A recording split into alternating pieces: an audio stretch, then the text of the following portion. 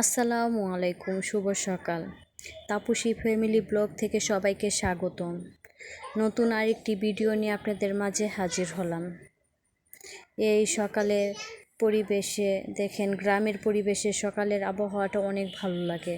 গ্রামের দৃশ্যগুলো, হাঁস মুরগি ছেড়ে দিয়ে তাদের খাবার দিলে দেখতে অনেক ভালো লাগে আমার কাছে। হাঁস নেই, শুধু মুরগি আছে আমার জালের। গ্রামে আমার শুধু ছোট একটা জা থাকে, দেবর থাকে, আর দেবরের বাচ্চা থাকে, 4 বছরের একটা ছেলে। ওরা গ্রামে থাকে আর আমরা শহরে থাকি।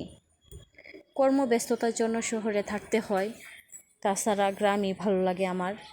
আমার যা সকালে কাজকর্ম সেরে উঠান ঘর ঝাড়ু দিয়ে মুরগি ছেড়ে মুরগিকে আদার দিয়ে তারপরে খড়ির চুলায় রান্না করলে তো অনেক খড়ির ছাই হয়, ওগুলা পরিষ্কার করে তারপর রান্না করতে হয়।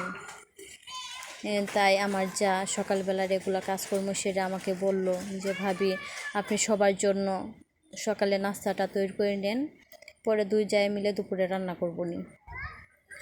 সকালবেলা নাস্তা পরোটা, আমার পরিবারের সবাই আমার হাতে পরোটাটা খুব পছন্দ করে।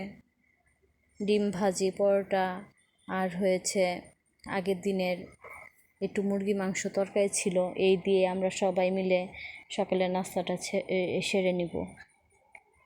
বাচ্চাদের আগে পরোটা আর ডিম ভাজি করে দিচ্ছি, একে একে খেয়ে নিচ্ছে। গ্রামে কিন্তু আলাদা কোথাও করে রেডি করে বসার কোনো নাই, একসাথে যেখানে রান্না করি চুলার পাশেই সবাই মিলে বসে খেয়ে নিই। শীতের দিনে তো আরও ভালো লাগে।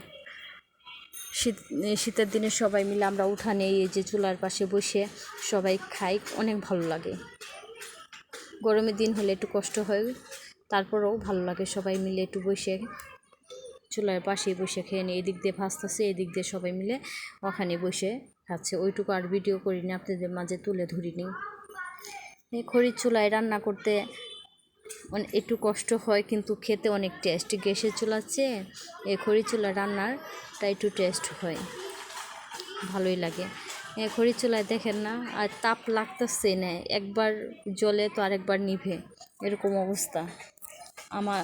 কারণ আমি তো শহরে থাকি, শহরে গ্যাসের চুলায় রান্না করি, হঠাৎ করে খড়ির চুলায় রান্না করতে গেলে আমার একটু এলোমেলো লাগে। তারপরে সবার জন্য নাস্তা পরোটা বানিয়ে নিলাম, ডিম ভাজি করে নিলাম। ডিম ভাজি করে সবাইকে খাবার দিয়ে 2 জায়ে মিলে তারপরে নাস্তা করলাম। করে পরে গ্রামে আশেপাশে যে এমনি ক্ষেতের আশেপাশে হয় শাকগুলো, টুকানো শাক, এই শাকগুলো পাঁচমিশালি শাক উঠাই নিলাম। অনেক রকম শাক হয়, সাঞ্চি শাক বলে, কেউ কেউ বলে এলাঞ্চি শাক, আমরা তো এলাঞ্চি শাক বলি। এই শাকটা 2 জায়ে মিলে সকালে নাস্তা করার পর 2 জায়ে মিলে এলাঞ্চি শাকগুলো উঠিয়ে ধুয়ে পরিষ্কার করে পরে রান্না করলাম। শাক ভাজি করব। শাকটা ভাজি করে নিয়ে তারপর পাঁচমিশালি সবজি দিয়ে শুটকি রান্না করব। এই শাকটা ভাপ দিয়ে তারপরে তেলে দিয়ে নিব, পেঁয়াজ রসুন কাঁচামরিচ দিয়ে শাকটা সুন্দর করে তেলে ভেজে নিব। 2 জায়ে মিলে রান্না করি আর গল্প করি, ভালোই লাগে এইভাবে। এবারে ঈদটা কাটিয়ে আসলাম, রান্না বান্না গল্প সল্প করেই আমাদের ঈদটা কাটালো। আমার শাক ভাজিটা হয়ে গেছে, তারপরে এখন শুটকি তরকারি এক জায়গায় কোটা বাছা করে আরেক জায়গায় রান্না করে, এইভাবে মিলেমিশে আমরা রান্না বাড়া খাওয়া দাওয়া গল্প গুজব করে হাসি খুশি আনন্দ করেই চলে আসলাম আবার শহরে। এটা কয়েকদিন আগে আমার ভিডিও বানানো ঈদে, আর এটা কয়েকদিন পরে আবার দিচ্ছি। গ্রামে থাকলে আসলে ভিডিও তৈরি করা যায় না, সবাই তাকিয়ে থাকে, লজ্জাও লাগে ভিডিও করতে। তারপরে একটু ফাঁকে ফাঁকে ভিডিও যেটুকু পারছি করে তারপরে এখন শহরে এসে আমি এই ভিডিওগুলো দিচ্ছি, এর আগে দিতে পারিনি। গ্রামে অনেক কাজ কর্ম, চাচা শ্বশুর, শ্বশুর শাশুড়ি নাই, কিন্তু চাচা শ্বশুরের ছেলে, দেবরের বউ সবাই মিলে অনেক একটু আনন্দ ফুর্তিতে গল্প গুজব করে কয়েকটা দিন কাটিয়েছি।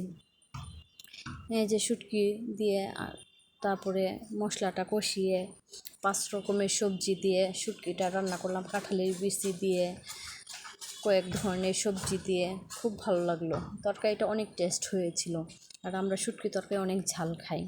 আপনারা সবাই কেমন খান তা জানিয়ে, শুটকি তরকারি ঝাল না হলে ভালোই লাগে না। পরে যে বাচ্চাদের জন্য একটু মাছ ভাজি করে তারপরে এইভাবে দুপুরবেলা খাওয়াটা খেয়ে নিলাম, খাবারটা সবাই মিলে।